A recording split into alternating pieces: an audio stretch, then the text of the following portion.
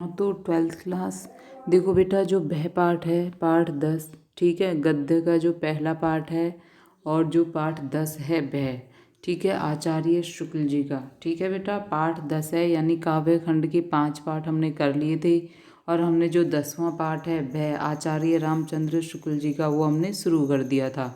ठीक है बेटा, तो इसमें हमने क्या क्या पढ़ा था कल कि वह क्या होता है, ठीक है, और वह के कितने रूप होते हैं। ठीक है बेटा, तो वह के कितने रूप होते हैं? 2 रूप होते हैं, साध्य और असाध्य रूप होता है। ठीक है, और भय और आशंका में क्या अंतर होता है? ठीक है, तो इन सब के बारे में कल हमने पढ़ लिया था। ठीक है बेटा, आगे पढ़ेंगे आज। देखिए, भय का विषय 2 रूपों में सामने आता है। ठीक है बेटा, कितने रूप हैं भय के? 2 रूप हैं, एक है असाध्य रूप और एक है साध्य रूप। ठीक है बेटा, तो असाध्य क्या है? असाध्य विषय वह है जिसका किसी प्रयत्न द्वारा भी निवारण असंभव हो। ठीक है बेटा, असाध्य मैंने आपको कल क्या बताया था कि प्रयास करने पर भी जिसका निवारण नहीं हो। सरल शब्दों में क्या हो जाएगा कि प्रयास करने पर भी जिसका निवारण नहीं हो उसे क्या कहते हैं? असाध्य वह कहते हैं। ठीक है, और प्रयास करने पर यानी प्रयत्न करने पर जिसे दूर किया जा सकता है उसे क्या बोलते हैं? साध्य वह बोलते हैं। ठीक है, और साध्य विषय क्या है? साध्य विषय वह है जो प्रयत्न द्वारा दूर किया या रखा जा सकता है। अब देखिए बेटा, इसको उदाहरण के माध्यम से हम कैसे समझ सकते हैं? ठीक है, किस तरीके से हम इसको उदाहरण के माध्यम से समझ सकते हैं? देखिए, साध्य और असाध्य, साध्य वो होता है जो प्रयत्न के द्वारा जिसका निवारण संभव हो। जैसे 2 व्यक्ति जा रहे हैं, ठीक है बेटा, 2 व्यक्तियों में से एक व्यक्ति को क्या दिख जाता है? दोनों के सामने क्या आ जाता है? चीता आ जाता है या शेर आ जाता है। ठीक है, तो एक व्यक्ति तो पेड़ के ऊपर चढ़ने में क्या होता है? समर्थ होता है, तो वो पेड़ के ऊपर चढ़ करके अपनी क्या बचा लेता है? जान बचा लेता है, जान बचाने में समर्थ हो जाता है। परंतु दूसरा क्या होता है? अपंग होता है। ठीक है बेटा, तो वो पेड़ पर नहीं चढ़ पाता और वो स्वयं को बचाने में क्या होता है? असमर्थ होता है। ठीक है, तो उसे क्या कहेंगे हम? असाध्य कहेंगे। और जो पेड़ के ऊपर चढ़कर अपनी जान बचा लेता है, ठीक है, उसे क्या कहेंगे हम? साध्य कहेंगे। ठीक है बेटा, तो देखिए, अब दूसरा एक और उदाहरण देखिए। 2 मनुष्य एक पहाड़ी नदी के किनारे बैठे आनंद से बातचीत करते चले जा रहे थे। ठीक है, इतने में सामने से भोर की दहाड़ सुनाई पड़ी। यदि वे दोनों उठकर भागने, छिपने या पेड़ पर चढ़ने आदि का प्रयत्न करें तो वो बच सकते हैं। ठीक है, विषय के साध्य असाध्य होने की धारणा परिस्थिति की विशेषता के अनुसार तो होती है, पर बहुत कुछ मनुष्य की प्रकृति पर भी ये अवलंबित रहती है यानी निर्भर करती है। ठीक है बेटा, जैसे क्लेश के कारण का ज्ञान होने पर उसकी अनिवार्यता का निश्चय अपनी व्यवस्था या अक्षमता की अनुभूति के कारण होता है। यदि यह अनुभूति कठिनाइयों और आपत्तियों को दूर करने के अनभ्यास व साहस के अभाव के कारण होती है तो मनुष्य स्तंभित हो जाता है और उसके हाथ पांव तक नहीं हिलते हैं। पर कड़े दिल का या साहसी आदमी पहले जल्दी डरता नहीं, और डरता भी है तो संभल कर अपने बचाव के उद्योग में यानी बचाव के कार्य में वो लग जाते हैं। यानी इसमें क्या बताया गया है कि जो मनुष्य क्या होता है, जिसके अंदर धैर्य नहीं होता है, जो कमज़ोर होता है, वो स्वयं को बचाने में असमर्थ रहता है और वो जल्दी क्या हो जाता है? भयभीत हो जाता है। परंतु जो आदमी क्या होता है? साहसी होता है और वो समस्याओं से जल्दी से घबराता नहीं है और स्वयं को बचाने में वो सफल हो जाता है। ठीक है बेटा, तो जो स्तंभित रह जाता है, कुछ कर नहीं पाता है, जिसके अंदर साहस नहीं होता है, तो वो तो असाध्य में आ जाएगा। और जो धैर्यवान होता है, ठीक है, और स्वयं को बचाने में जो सफल हो जाता है, वो उसे साध्य में माना गया है। ठीक है बेटा, अब देखिए, भय जब स्वभावगत हो जाता है तब वो कायरता या भीरुता कहलाता है। अब देखिए बेटा, इसमें क्या बताया गया है? ठीक है, कायरता और भीरुता किस तरह से वो कहलाती है? स्वभावगत का मतलब है कि जब वह किसी मनुष्य के अंदर स्थायी रूप से व्याप्त हो जाता है। ठीक है बेटा, स्वभावगत से मतलब किससे लिया गया है कि वह जब किसी मनुष्य के अंदर स्थायी रूप से व्याप्त हो जाता है तब वो कायरता या भीरुता कहलाता है। ठीक है, और बाहरी दोष माना जाता है, यानी मनुष्य जाति का ये क्या माना जाता है? बाहरी दोष अर्थात अवगुण माना जाता है, विशेषतः पुरुषों में।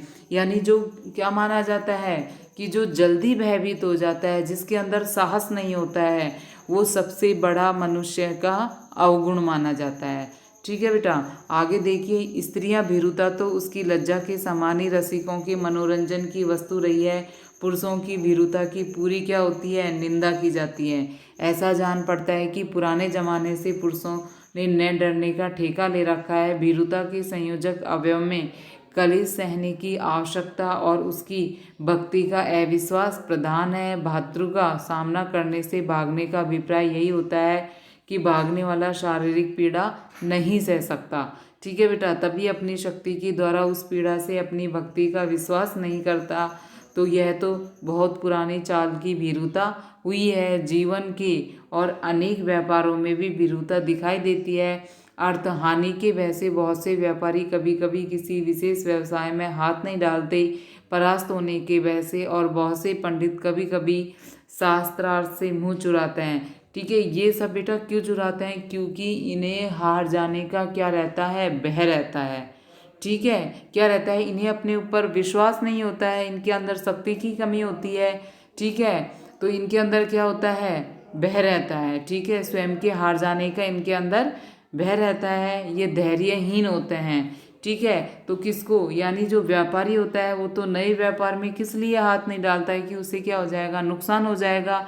और जो पंडित होता है वो भी शास्त्रार्थ से क्या चुराने लग जाता है, मुंह चुराने लग जाता है। क्यों चुराने लग जाता है पंडित जी, उसे इस बात का भय रहता है कि कहीं मेरे द्वारा कही गई बात गलत ना हो जाए। ठीक है बेटा, तो इस प्रकार की भीरुता की तह में सहन करने की अक्षमता और अपनी भक्ति का अविश्वास छिपा रहता है। भीरु व्यापारी में अर्थ हानि सहने की अक्षमता और अपने व्यवसाय कौशल पर अविश्वास तथा भीरु पंडित में मान हानि सहने की अक्षमता और अपने विद्या बुद्धि बल पर अविश्वास निहित होता है। ठीक है, एक ही प्रकार की भीरुता ऐसी दिखाई पड़ती है जिसकी क्या होती है, प्रशंसा होती है। और वो कौन सी भीरुता होती है, वो होती है धर्म भीरुता। ठीक है बेटा, ऐसी कौन सी भीरुता होती है जिसकी प्रशंसा की जाती है, वो होती है कौन सी भीरुता, धर्म भीरुता। ठीक है बेटा, कौन सी भीरुता होती है, वो धर्म भीरुता। अब देखिए इसमें क्या होता है कि पर हम तो उससे भी कोई बड़ी प्रशंसा की बात नहीं समझते। धर्म से डरने वालों की अपेक्षा धर्म की ओर आकर्षित होने वाले हमें अधिक धन्य जान पड़ते हैं, जो किसी बुराई से यही समझ कर के पीछे हटते हैं कि उसके करने में कोई अधर्म तो नहीं होगा। यानी क्यों धर्म विरुता को क्यों सही माना गया है, क्योंकि कोई भी जो नेक इंसान होगा, जो अच्छा इंसान होगा, ठीक है बेटा, वो क्या सोचेगा, किसी भी कार्य को करने से पहले वो इसलिए डरेगा कि कहीं हमारे हाथों से कोई गलत काम ना हो जाए। ठीक है, भीरुता से मतलब किससे लिया गया है कि कोई भी जो अच्छा इंसान होगा वो गलत काम को करने से पहले डरेगा। ठीक है, तो धर्म भीरुता की क्या की जाती है, प्रशंसा की जाती है। उसकी अपेक्षा वे कहीं श्रेष्ठ है जिन्हें बुराई अच्छी ही नहीं लगती। दुख या आपत्ति की पूर्ण निश्चय न रहने पर उसकी संभावना मात्र के अनुसार जो आवेग शून्य भय होता है उसे क्या कहते हैं, आशंका कहते हैं। ठीक है बेटा, आशंका से कहने का इसमें क्या तात्पर्य है कि जब दुख या आपत्ति का पूर्ण निश्चय नहीं होता है, ठीक है बेटा, दुख और आपत्ति का पूर्ण निश्चय नहीं होता है और केवल उसकी संभावना के मात्र से ही हमें क्या होता है, भय होता है, उसे क्या कहते हैं, आशंका कहते हैं। पूर्ण रूप से क्या नहीं होता है, वो भय भी नहीं होता है और पूर्ण रूप से वो समाप्त भी नहीं होता है। ठीक है, तो इसमें क्या रहता है कि दुख या आपत्ति की पूर्ण निश्चितता न होने पर उसकी संभावना मात्र के से जो आवेग शून्य भय होता है उसे क्या कहते हैं, आशंका कहते हैं। ठीक है, उसमें वैसी आकुलता नहीं होती है, उसका संचार कुछ धीमा पर अधिक काल तक रहता है।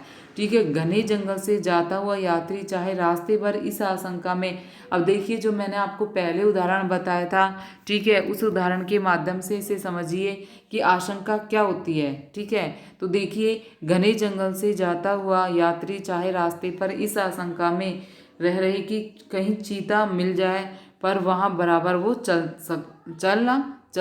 सकता है, बराबर चल सकता है। ठीक है बेटा, अब देखिए इसमें क्या है कि यदि किसी मनुष्य को पूरा निश्चित नहीं है, केवल वो यही सोचकर जाता रहता है कि ये इतना घना जंगल है, कहीं मुझे इसमें चीता ना मिल जाए, ठीक है, परंतु उसके कदम रुकते नहीं है, वो बढ़ाता रहता है। ठीक है, क्यों बढ़ाता रहता है, क्योंकि उसको केवल आशंका रहती है। ठीक है, इसलिए वो अपने कदमों को बढ़ाता रहता है। ठीक है, परंतु यदि वो उसको निश्चित हो जाएगा हाँ इस जंगल में चीता है, तो वो अपना एक भी कदम आगे नहीं बढ़ाएगा।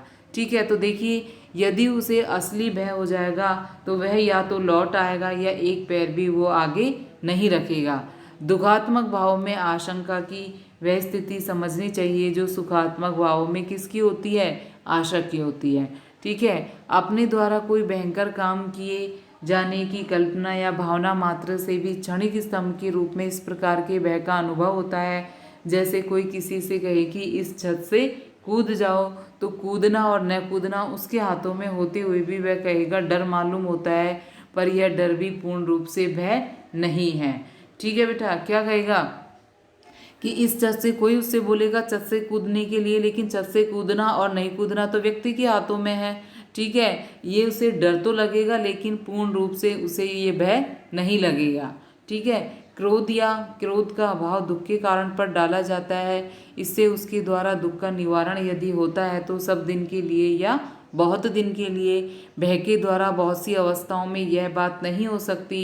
ऐसे सज्ञान प्राणियों के बीच जिनमें भाव बहुत काल तक संचित रहते हैं और ऐसे उन्नत समाज जहाँ एक एक व्यक्ति की पहुँच और परिचय का विस्तार बहुत अधिक होता है, प्राय भय का फल भय के संचार काल तक ही रहता है, जहाँ वह भय फूला की आफत आई। यदि कोई क्रूर मनुष्य किसी बात पर आपसे बुरा मान गया और आपको मारने दौड़ा तो उस समय भय की प्रेरणा से आप भगाकर अपने आप को बचा लेंगे।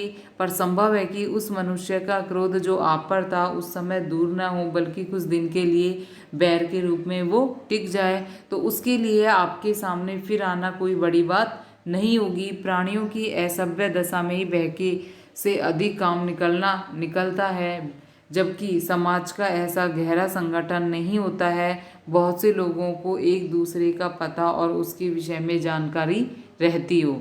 ठीक है बेटा, क्योंकि सब लोगों को सबके बारे में जानकारी नहीं रहती है। ठीक है।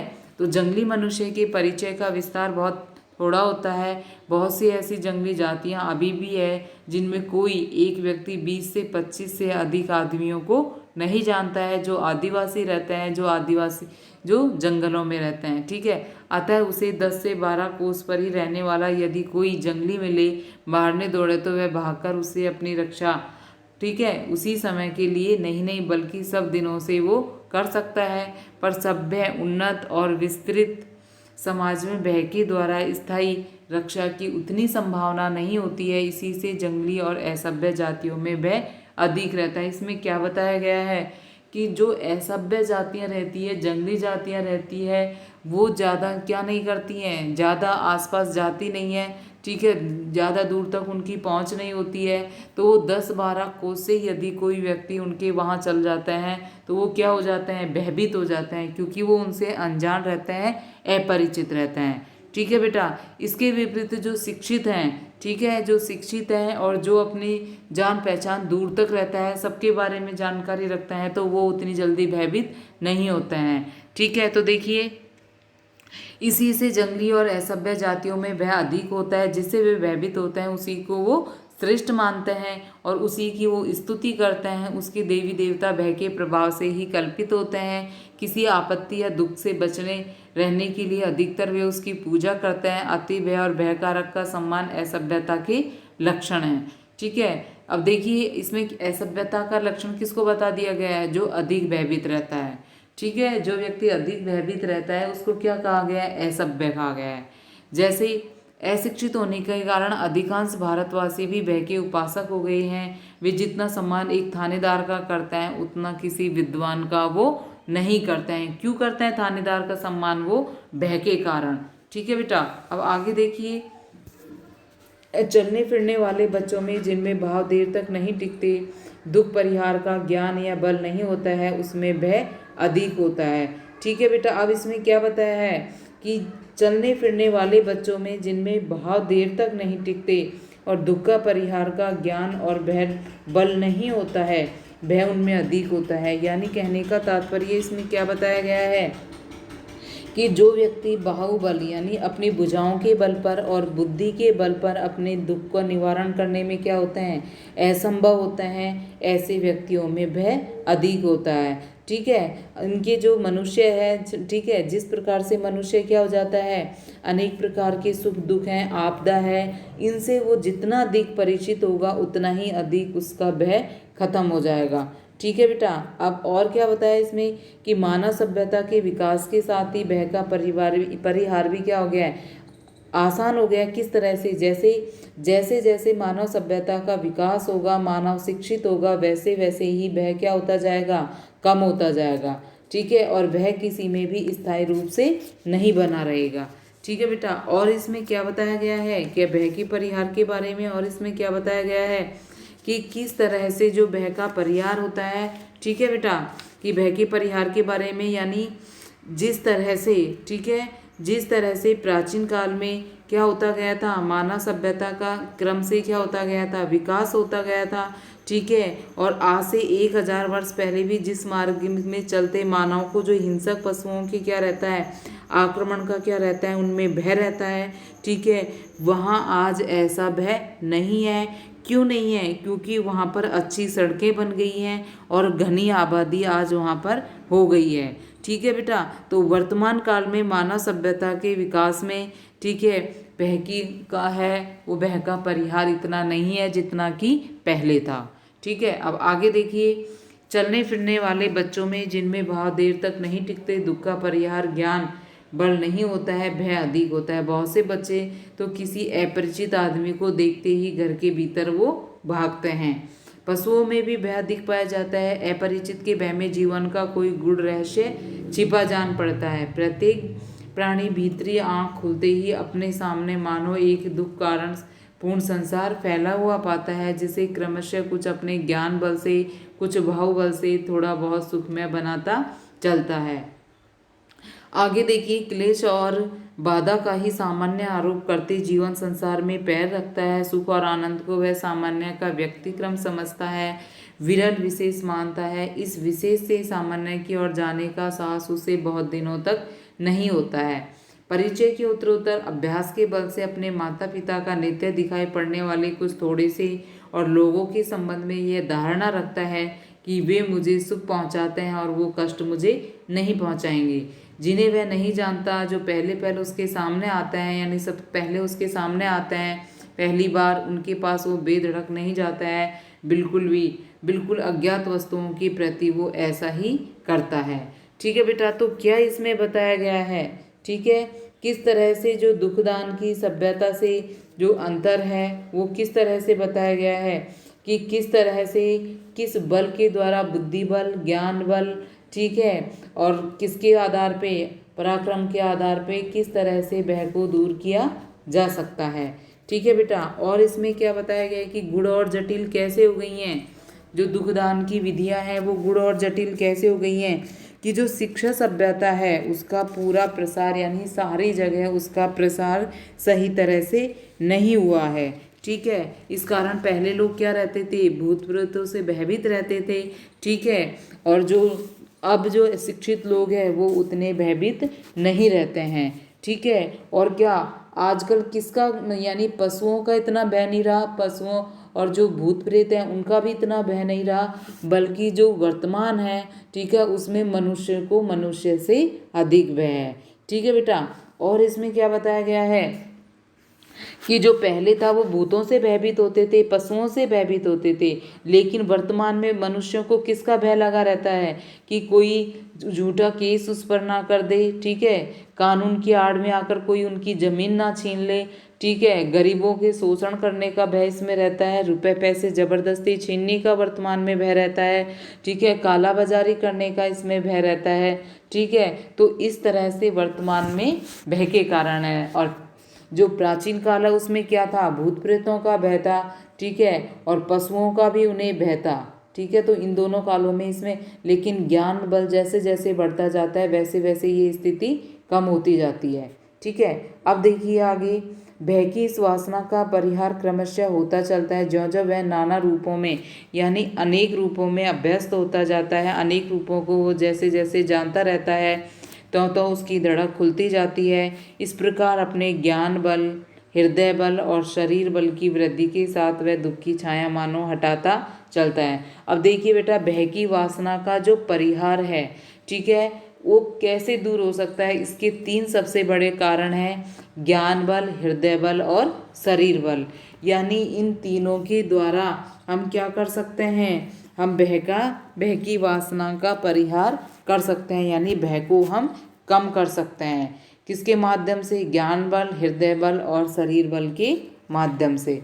ठीक है बेटा, अब आगे देखिए, समस्त मनुष्य जाति की सभ्यता के विकास का यही क्रम रहा है। भूतों का भय तो अब क्या हो गया है, पीछे छूट गया। पशुओं की बाधा भी हम मनुष्य के लिए नहीं रह गई, पर अब किसका भय है, मनुष्य के लिए अब मनुष्य का भय बना हुआ है। इस भय के छूटने के लक्षण भी नहीं दिखाई देते हैं। अब मनुष्य की दुख का कारण कौन है, मनुष्य ही है। सभ्यता से अंतर केवल इतना पड़ा है कि दुखदान की विधियां क्या हो गई है, बहुत गूढ़ और जटिल हो गई है। उसका क्षोभ कारारूप बहुत से आवरणों के भीतर ढक गया है। अब इस बात की आशंका तो नहीं रहती है कि कोई जबरदस्ती आकर हमारे घर, खेत, बाग, बगीचे, रुपए, पैसे छीन ले, पर इस बात का खटका रहता है कि कोई नकली दस्तावेज, झूठे गवाहों, कानूनी बहसों के बल से इन वस्तुओं से हमें वंचित ना कर दे। दोनों बातों का परिणाम क्या है, एक ही है। ठीक है बेटा, आज जो वर्तमान में है, मनुष्य को किस बात का भय रहता है कि कोई नकली दस्तावेजों के माध्यम से, झूठे गवाहों के माध्यम से उन्हें उनकी चीज़ों से वंचित ना कर दे। सभ्यता की वर्तमान स्थिति में एक व्यक्ति को दूसरे व्यक्ति से वैसा भय तो नहीं रहा जैसा पहले रहा करता था, पर एक जाति को दूसरी जाति से, एक को दूसरे देश से भय के स्थायी कारण प्रतिष्ठित हो गई हैं। सबल और सबल देशों के बीच अर्थ संघर्ष की, सबल और निर्बल देशों के बीच अर्थ शोषण की प्रक्रिया अनवरत यानी बिना रुके चलती रहती है। एक क्षण का विराम नहीं है। इस सार्वभौमिक वणिक वृत्ति से उसका अनर्थ कभी न होता, और यदि छात्रवृत्ति उसके लक्ष्य से, ठीक है, लक्ष्य से अलग रखती, यानी लक्ष्य से अपना लक्ष्य अलग रखती, पर इस युग में दोनों का विलक्षण सहयोग हो गया है। वर्तमान अर्थोन्माद को शासन के भीतर रखने के लिए छात्र धर्म के उच्च और पवित्र आदर्शों को लेकर छात्र संघ की प्रतिष्ठा की आवश्यकता हो गई है। ठीक है बेटा, और इसमें क्या बताया गया है, आगे देखिए। देखिए, जो शुक्ल जी ने जो 2 कारण बताए हैं, ठीक है बेटा, शुक्ल जी ने कितने कारण बताए हैं, 2 कारण बताए हैं। किसके 2 पक्ष बताए हैं शुक्ल जी ने, निर्भयता के। ठीक है, निर्भयता के उन्होंने कौन से 2 पक्ष बताए हैं कि किस तरह से भय को, पहले तो क्या है, पहला पक्ष तो क्या है कि दूसरों को हमसे किसी प्रकार का कष्ट नहीं होना चाहिए, और हमारे अंदर इतनी शक्ति होनी चाहिए कि हमें कोई दूसरा कष्ट पहुंचाने का प्रयास न करे। ठीक है बेटा, तो देखिए, जिस प्रकार सुखी होने का प्रत्येक प्राणी को अधिकार है, उसी प्रकार मुक्तांग होने का भी, पर कर्म क्षेत्र के चक्रव्यूह में पड़कर जिस प्रकार सुखी होना प्रयत्न साध्य है, उसी प्रकार निर्भय रहना भी। अब देखिए, निर्भयता के संपादन के लिए 2 बातें अपेक्षित है, यानी निर्भयता को दूर करने के लिए 2 बातें कौन सी जरूरी है। अब पहली बात तो ये है कि दूसरों को हमसे किसी प्रकार का भय या कष्ट नहीं होना चाहिए। ठीक है बेटा, यानी निर्भयता के संपादन के लिए कौन सी 2 बातें जरूरी है। पहली बात तो यह है कि दूसरों को हमसे किसी भी प्रकार का भय और कष्ट नहीं होना चाहिए, और दूसरा ये है कि हमको कष्ट या भय पहुंचाने का कोई साहस ना कर सके। ठीक है बेटा, ये दोनों पॉइंट आपको करना है कि भय की निर्भयता के संपादन के लिए कौन सी 2 बातें अपेक्षित है। तो पहली तो कौन सी हो जाएगी कि पहली बात कैसे लिखोगे आप कि दूसरों को हमसे किसी प्रकार का भय और कष्ट नहीं हो, और दूसरा पॉइंट क्या हो जाएगा कि जो, ठीक है, हमको कोई भी कष्ट या भय पहुंचाने का प्रयास ना करे। ठीक है, अब जो पहले वाला है, ठीक है, पहले वाले का संबंध तो किससे है, उत्कृष्ट से है, उत्कृष्टशील से है, और जो दूसरा है उसका संबंध किससे है, शक्ति और पुरुषार्थ से। ठीक है बेटा, तो आपको इसको प्रश्न को पॉइंटों में करना है। ठीक है, पॉइंटों में किस तरह से आपको इसको बना करके लिखना है कि पहले तो ये कि दूसरे को हमसे किसी प्रकार का कष्ट या भय न हो, इसका संबंध उत्कृष्टशीलता से है, और दूसरा कोई हमको कष्ट या भय पहुंचाने का साहस न करे, इसका संबंध शक्ति और पुरुषार्थ से है। ठीक है, इस संसार में किसी को न न डराने से ही डरने की संभावना दूर नहीं हो सकती। साधु से साधु प्रकृति वाले को क्रूर लोभियों से क्लेश पहुंचता है, अतः उसके प्रयत्नों को विफल या भय संचार द्वारा रोकने की आवश्यकता से हम नहीं बच सकते। ठीक है बेटा, तो ये पाठ आज आपका पूरा हो गया है। कल हम इसके क्या करेंगे, प्रश्न उत्तर करेंगे। तो 3-4 प्रश्न आपको इसमें से याद रखने हैं, और जो भी प्रश्न मैंने आपको बताए हैं वो पॉइंटों में करना है। जैसे साध्य किसको कहते हैं, फिर साध्य का उदाहरण देना है। असाध्य किसको कहते हैं, फिर असाध्य का उदाहरण देना है। भय और आशंका किसे कहते हैं, फिर उसका उदाहरण देना है। निर्भयता के संपादन के लिए कौन सी 2 बातें अपेक्षित है, फिर उसको लिखना है। ठीक है बेटा, तो कल मैं आपको इसके प्रश्न उत्तर बताऊंगी।